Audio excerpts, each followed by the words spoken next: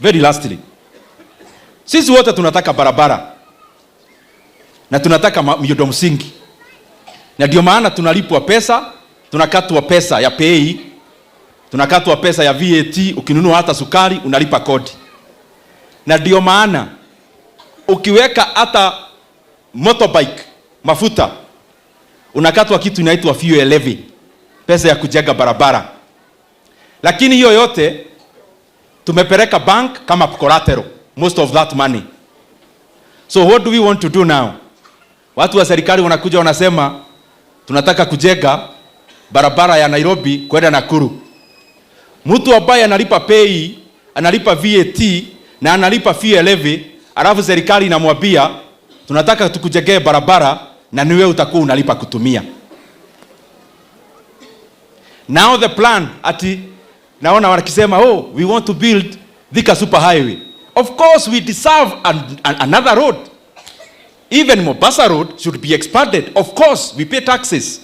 Lakini plani ni gani? Ujenge moja ya gorofa juu, alafu ile barabara Mwai Kibaki alijenga ati ukuje uweke toll, tulipe wewe ile umejenga toll, na ile Kibaki alijenga tulipe toll. Mimi nataka niwaambie hivi, that will not happen.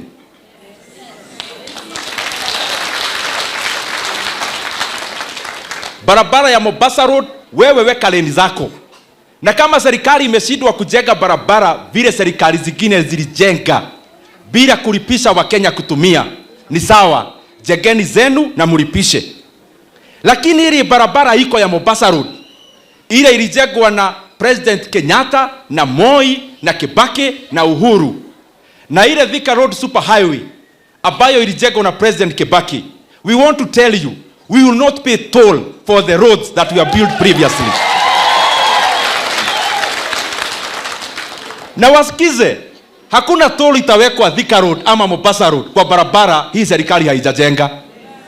Wewe jenga barabara yako lipisha, lakini ile ya kitambo hatutalipa. Thank you muno, Ngai amurathime.